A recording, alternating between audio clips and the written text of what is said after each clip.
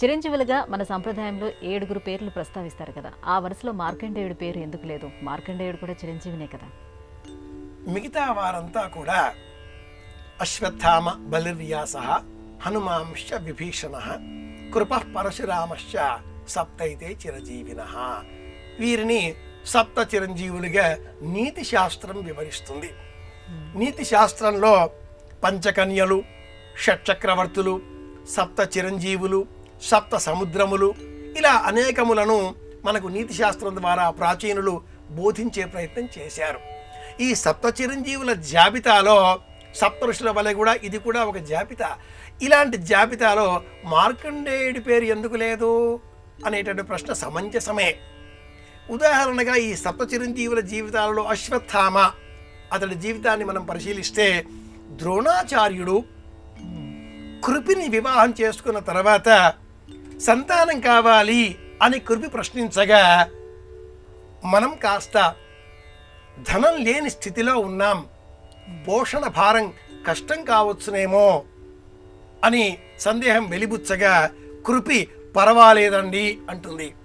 అనగా అలాగైతే మనకు కలిగే సంతానం దీర్ఘాయువుగా చిరంజీవిగా కలుగుగాక అనే వరాన్ని ముందుగా ద్రోణుడు కృపికి ఇచ్చి తదుపరి ఆ అశ్వత్థామను సంతానంగా పొందుతాడు. ఈ క్రమంలో మార్కండేయుడి వృత్తాంతం ఏమిటి? మృకండ మహర్షికి సంతానం లేదు. ఈశ్వరుడిని ఆరాధన చేశాడు.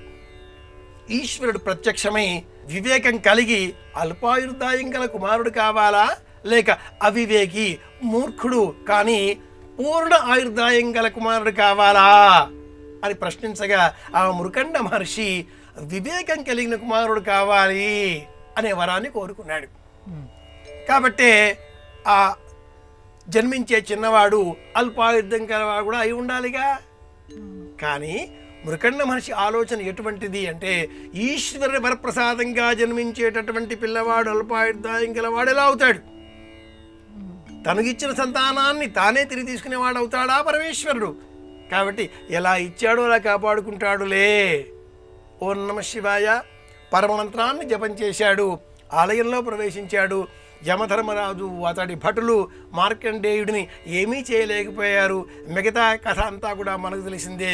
కనుక పరమేశ్వరుడే ప్రత్యక్షమై మార్కండేయుడిని చిరంజీవా అని ఆశీర్వదించాడు. ఇందు నిమిత్తమే ఈనాటి కాలంలో వివాహం అయినా ఉపనయనం అయినా ఏ శుభ సందర్భంలోనైనా ఎవరినైనా ఆశీర్వదించేటటువంటి సమయంలో వేద పండితులు సప్త చిరంజీవుల పేరు చెప్పరు, మార్కండేయుడి పేరు చెప్పి మార్కండేయానుగ్రహ ప్రసాదేనా అనయోర్దంపత్యోహో అన్యోన్యం ప్రీతిరస్తు దీర్ఘాయురస్తు అనే ఆశీర్వచనం ఇస్తారు. మార్కండేయానుగ్రహ ప్రసాదేనా, ఇది ప్రత్యేకత.